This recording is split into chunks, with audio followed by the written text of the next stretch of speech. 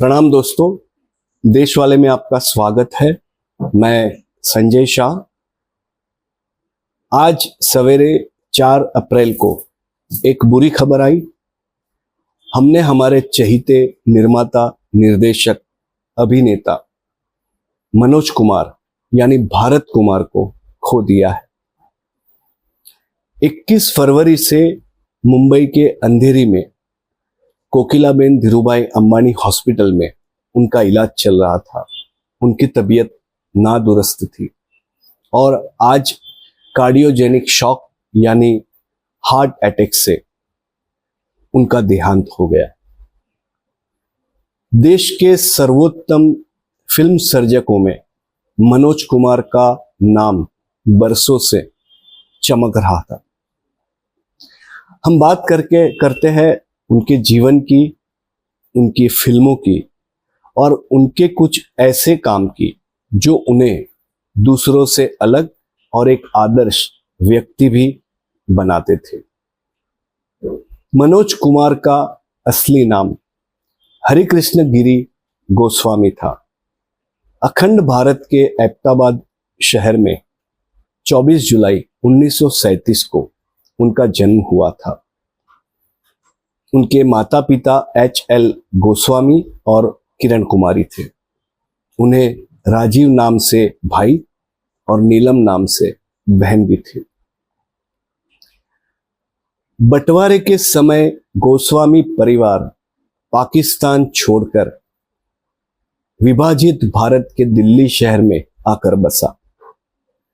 हरिकृष्ण गोस्वामी की उम्र तब 10 साल और दिल्ली में बसकर दिल्ली यूनिवर्सिटी से एफिलिएटेड हिंदू कॉलेज से उन्होंने आर्ट्स में डिग्री हासिल की।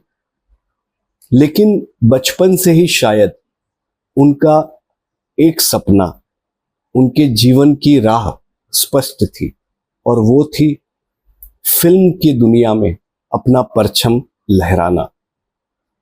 हरिकृष्ण गिरी गोस्वामी हमारे 2 लेजेंड कलाकार दिलीप कुमार और अशोक कुमार के बहुत बड़े फैन थे। ग्रेजुएशन के पश्चात उन्होंने फिल्म इंडस्ट्री में कदम रखने के लिए प्रयास शुरू किए और 20 साल की उम्र में 1957 में उनकी पहली फिल्म रिलीज हुई जिसका नाम था फैशन।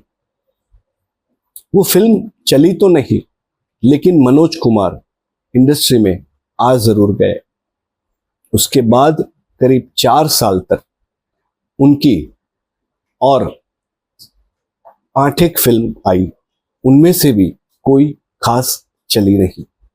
लेकिन 1961 में किस्मत ने अपना रुख बदला। हरियाली और रास्ता नाम की फिल्म आई जिसने मनोज कुमार को पहली बड़ी सफलता दिलाई। उस फिल्म का टाइटल सॉन्ग आज भी लोकप्रिय है। उसके बाद फिर 3 साल का समय ऐसा चलता है जब उनकी फिल्में आती तो है लेकिन बॉक्स ऑफिस पर कुछ खास कर नहीं पाती। लेकिन 1964 में निर्देशक राज खोसला की फिल्म सस्पेंस थ्रिलर वो कौन थी आती है। इस फिल्म ने बहुत बड़ी सफलता हासिल की और मनोज कुमार का चेहरा, उनका काम अब दर्शकों के ध्यान में आ गया। उसके अगले ही साल 1965 में एक तरफ भारत पाकिस्तान का युद्ध चल रहा है और मनोज कुमार की फिल्म आती है शहीद, जिसमें उन्होंने शहीद भगत सिंह का किरदार बखूबी निभाया। इस फिल्म को इतनी बड़ी सफलता मिली कि क्या कहे। इसी फिल्म के लिए उन्हें अपने जीवन का पहला फिल्मों का राष्ट्रीय पुरस्कार भी मिला। हमारे प्रधानमंत्री लाल बहादुर शास्त्री जी ने भी इस फिल्म की काफी तारीफ की। और इस फिल्म को सरहद पर देश को बचाने के लिए लड़ने वाले सैनिकों को भी दिखाया गया। कुछ साल बाद जब इस फिल्म की बात निकली थी तो मनोज कुमार ने कहा था कि सैनिकों को शहीद दिखाना मेरे जीवन की एक बहुत बड़ी सिद्धि थी। नेशनल अवार्ड के लिए उन्हें जो राशि प्रदान की गई थी वो पूरी राशि उन्होंने शहीद भगत सिंह के परिवार को दे दी थी। इस फिल्म के बाद मनोज कुमार को पीछे मुड़कर देखने का समय नहीं आया और उसके 2 साल बाद ही उनकी उतनी ही बेहतरीन और उतनी ही महत्वपूर्ण फिल्म आती है उपकार। उपकार में उन्होंने दोहरी भूमिका निभाई थी और उसमें से एक का नाम भारत था। यह फिल्म शास्त्री जी का जो नारा था, जय जवान जय किसान, उससे प्रेरित होकर मनोज कुमार ने बनाई थी।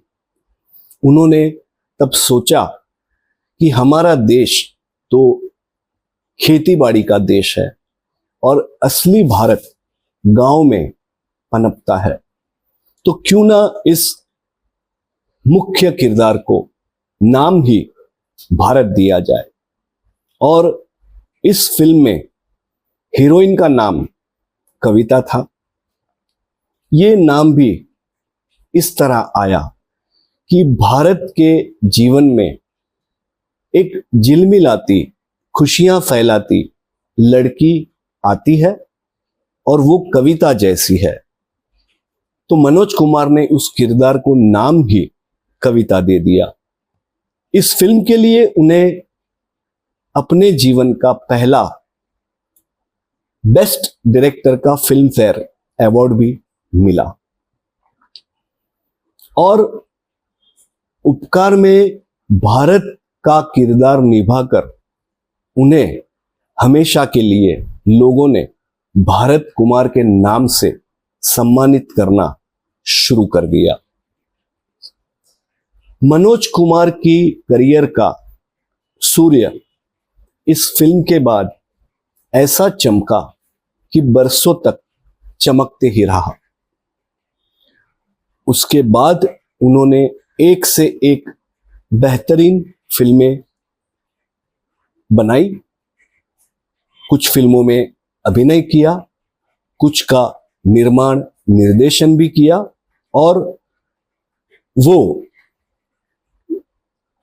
देश के सबसे महत्वपूर्ण कलाकारों में, फिल्म सर्जकों में अपना सुनिश्चित स्थान बना सके। उपकार फिल्म से ही जुड़ा हुआ एक और बहुत महत्वपूर्ण मुद्दा आपसे मैं शेयर करना चाहूंगा। उस फिल्म के बाद मनोज कुमार की छवि भारत कुमार की बन गई। लोगों की नजर में वो लार्जर देन लाइफ, पर्दे के नहीं मानो रियल लाइफ के हीरो बन गए। तो मनोज कुमार ने जो फैसला लिया वो सुनकर कोई भी आश्चर्यचकित हो जाएगा। वो फैसला ये था कि मैं भले फिल्मों में काम करता रहूं, मेरे सामने भले हीरोइन हो, लेकिन मैं किसी हीरोइन को छूंगा नहीं।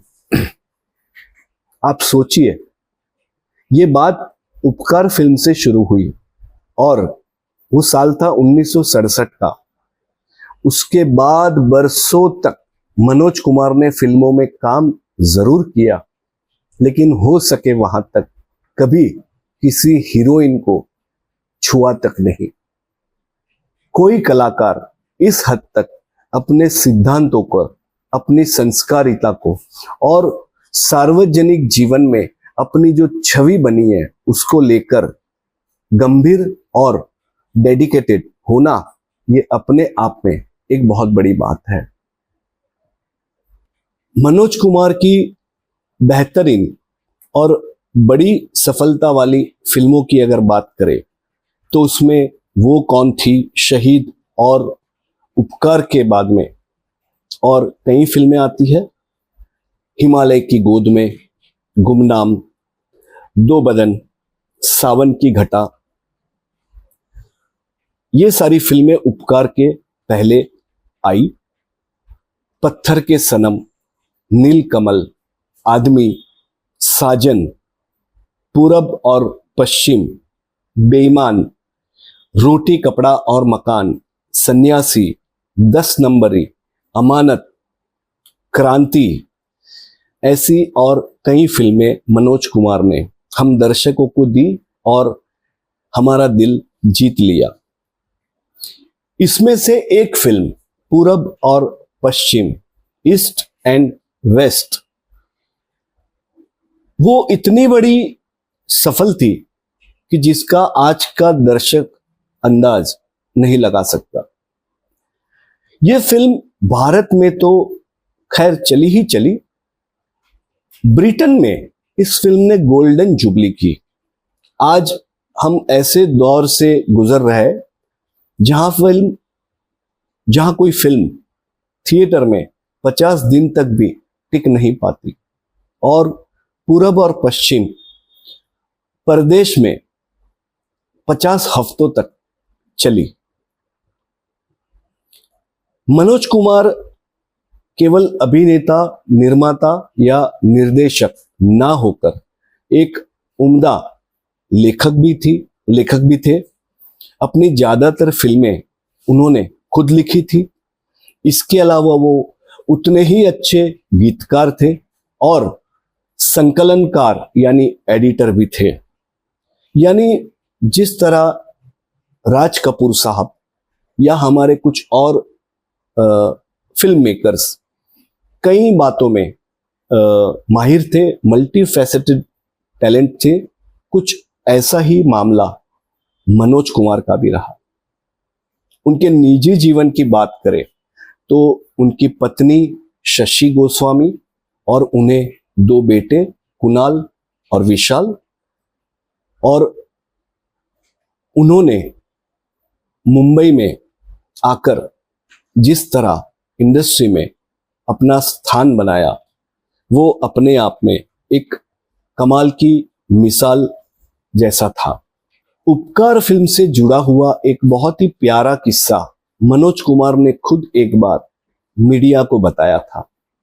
हुआ यूं था कि किसी एक इवेंट में मनोज कुमार का मिलना हुआ हमारे लेजेंडरी फिल्म मेकर सत्यजीत राय से। उन्हें सब प्यार से माणिकदा बुलाते थे। उस इवेंट में मनोज कुमार ने माणिकदा से पूछा, दादा आपने मेरी फिल्म उपकार देखी है? दादा ने हंसकर कहा, हाँ देखी है, लेकिन मुझे बहुत मेलोड्रामेटिक लगी। ये सुनकर मनोज कुमार ने भी बहुत ही कमाल का जवाब दिया। उन्होंने कहा, दादा आपकी भी एक फिल्म आई थी चारुलता, मेरी फिल्म के 3 साल पहले। उसमें 2 किरदार थे, अमल चंद्र बसु और चारुलता। पता है उसमें एक दृश्य था आंधी का, जिसमें अमल चंद्र बसु और चारुलता यानी सौमित्रा चैटर्जी और माधवी मुखर्जी, ये 2 कलाकार एक दूसरे से मिलते हैं, है ना दादा? माणिकदा कहते हैं हाँ। तो मनोज कुमार ने कहा, दादा वो सीन भी बहुत मेलोड्रामेटिक था, नहीं? ये सुनकर माणिकदा हंस पड़े। उन्होंने मनोज कुमार का कंधा थपथपाया और कहा, सही पकड़े। ये थी उस जमाने के फिल्म मेकर्स की आपस की दोस्ती और उनका निखालस व्यवहार। मनोज कुमार को 1992 में भारत सरकार ने पद्मश्री के अवार्ड से नवाजा था। फिल्म इंडस्ट्री ने भी उनके काम की कदर करते हुए 2016 में उन्हें देश के सर्वोच्च फिल्म अवार्ड दादा साहेब फाल्के से सम्मानित किया था। मनोज कुमार की फिल्मी करियर 1990 के दशक से कुछ हद तक मंद पड़ी। ऐसा नहीं था कि वो फिल्म नहीं बनाते थे या अभिनय नहीं करते थे। उन्होंने उसके बाद भी कई फिल्में बनाई। उसमें क्लर्क, कलयुग और रामायण, देशवासी, मैदाने जंग, ऐसी कई फिल्में शामिल है। 1995 की मैदाने जंग उनकी बतौर एक्टर आखिरी फिल्म रही और बतौर निर्देशक उनकी आखिरी फिल्म 1999 में आई जो जय हिंद नाम से थी। खैर, उनकी फिल्मों का फ्लॉप होना उसका ऐसा मतलब कभी नहीं हुआ कि मनोज कुमार लोगों के दिल से दूर हो गए, लोग उन्हें भूल गए। उन्होंने बतौर एडिटर शोर, रोटी कपड़ा और मकान, क्रांति, कलयुग और रामायण, क्लर्क ऐसी कई फिल्मों में जिम्मेदारी निभाई। उनका फिल्मों में कम आना या पर्दे से थोड़ा दूर हो जाना, उसका सबसे बड़ा कारण उनकी फ्लॉप फिल्में न होकर उनकी पीठ की समस्या थी। शारीरिक पीड़ा से जूझ रहे मनोज कुमार ने अपनी ही इच्छा से फिल्मों में काम करना कम कर दिया। अनुशासन, सिद्धांत, नीति और स्पष्टता मनोज कुमार के जीवन की नींव रही। वो काफी शांत, विचारशील और तोल मोल कर बोलने वाले कलाकार और इंसान रहे। आप उनकी शुरुआती सफल फिल्में, चाहे वो कौन थी हो, हरियाली और रास्ता हो, या आखिर तक उनकी फिल्में कलयुग और रामायण हो, किसी को भी देख लीजिए, मनोज कुमार हमेशा धीर गंभीर और बहुत ही सोच समझकर कुछ कहने वाले, करने वाले किरदार में ज्यादा दिखे। ऐसे कलाकार को खो देना वो हमारे लिए एक बहुत बड़ा नुकसान है। हमारे इंडस्ट्री में कलाकार बहुत आएंगे, फिल्म मेकर बहुत आएंगे, लेकिन मनोज कुमार जैसे यूनिक और outstanding film makers, actors, directors कम ही आएंगे। उनकी एक फिल्म का मैं जिक्र करना चाहूंगा जिसके साथ उनके जीवन की ऐसी ही कुछ अनूठी बातें जुड़ी हुई है, और वो है 1987 की शिरडी के साईं बाबा फिल्म। आज अगर पूरे देश में, पूरी दुनिया में साईं बाबा इतनी हद तक पूजे जाते हैं, उन्हें इतना स्नेह मिलता है और हमें उनका इतना आशीर्वाद मिलता है, तो उसके मूल में एक कारण मनोज कुमार वाली ये फिल्म शिरडी के साईं बाबा है। हालांकि इस फिल्म में उन्होंने साईं बाबा का किरदार नहीं निभाया था, वो निभाया था मराठी के जाने माने अभिनेता सुधीर दलवी ने। और उस फिल्म में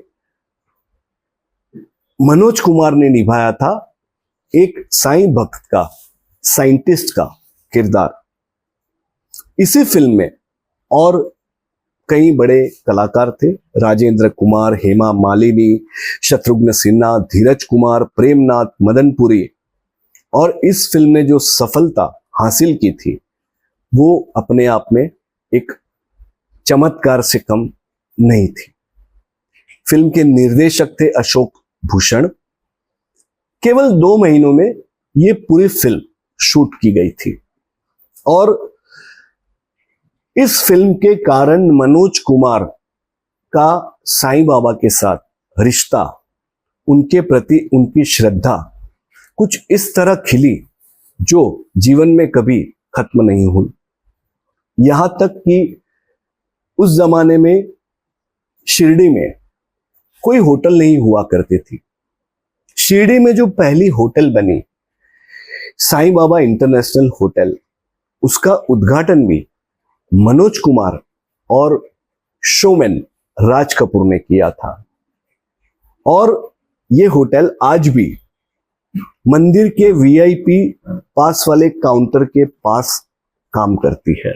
इस फिल्म के कारण साईं बाबा के बारे में लोगों को जो पता चला और उनके प्रति उनकी जो भक्ति श्रद्धा में बढ़ावा हुआ, उसके कारण मनोज कुमार को शिरडी संस्थान ने आर्किटेक्ट ऑफ मॉडर्न शिरडी के नाम से भी सम्मान दिया है।